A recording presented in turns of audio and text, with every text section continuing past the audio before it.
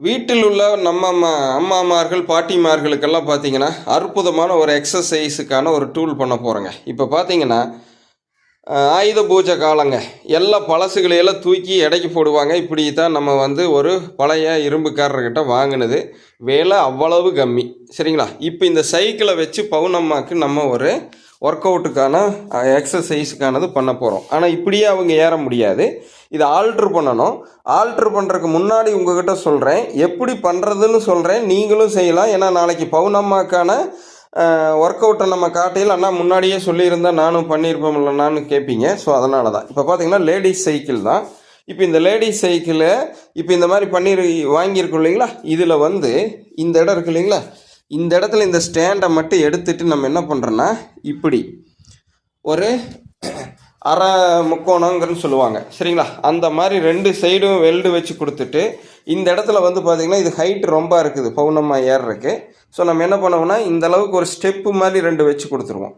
So வச்சு கொடுத்து ஒரு செவுத்தை ஒட்டி, ஸோ இந்த மாதிரி ஏதாவது ஒரு செவுத்தை ஒட்டி போட்டுட்டோம் அப்படின்னா மேலே ஏறி உட்காந்து அவங்க பார்த்திங்கன்னா சைக்கிளிங் பண்ணலாம். அதுக்கு தகுந்த மாதிரி பின்னாடி மட்டும் என்ன ஆல்ட்ரு பண்ணணும்னா, இந்த இடத்துல ஒரு டைனமோவை வாங்கி மாட்டிடணுங்க. சரிங்களா? அந்த காலத்தில் முன்னாடி லைட்டுக்கு டைனமோ மாட்டும் இல்லைங்களா? சைக்கிளுக்கு வர்ற டைனமோ. அந்த டைனமோ மாட்டிட்டோம்னா அதில் 2 பிரிவை நம்ம இப்படி இந்த டயரில் உரைய வைக்க முடியும். ஸோ அது உரையில் என்ன ஆகுனா லோடு வரும். லோடு வரையில் இங்கே மிதிக்கிறதுக்கு கொஞ்சம் அவங்களுக்கு ஹெவினஸை கொடுக்க முடியும், குறைக்கவும் முடியும். அது மூலிமா அவங்களுக்கு ஒரு ஒர்க் அவுட் கொடுக்க முடியும். ஸோ இந்த மாதிரி வீட்டுக்குள்ளேயே இருக்கணும், வேறு வழி இல்லை, வெளியே போக முடியாது, அதிக நேரம் எக்ஸசைஸ் பண்ண முடியாது, ஜிம்முக்கு போகிறக்கெல்லாம் நேரம் இல்லை அப்படிங்கிறவங்க, ஏன் வயதுள்ளவர்கள் கூட ட்ரை பண்ணலாம்.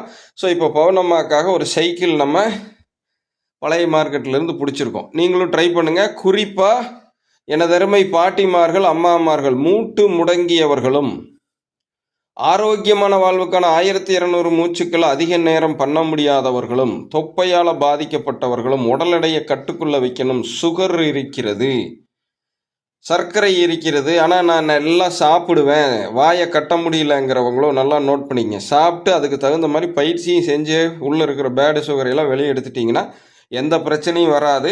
வயதானவர்களுக்கு சுகரு, ப்ரெஷர் தான் எல்லாத்துக்கும் அடித்தளம், இழுத்துட்டு வந்துடும் மற்ற கெட்ட வியாதிகளையெல்லாம். ஸோ அதனால் இதை பயன்படுத்துங்க. ஸோ ஹாய் சொல்லுங்கள் பவுனம்மா. பவுனம்மாக்காக இதை ரெடி பண்ணிவிட்டு அடுத்து காட்டுறேன். நான் உங்கள் ஜெம்சி குரு, உங்கள் பவுனம்மாவுடன். ஸோ உடனே பழைய மார்க்கெட்டில் பிடிச்சி வச்சுக்கோங்க. உங்கள் பழைய இரும்புக்காரர்கிட்ட சொல்லி ரெடி பண்ணிக்கங்க.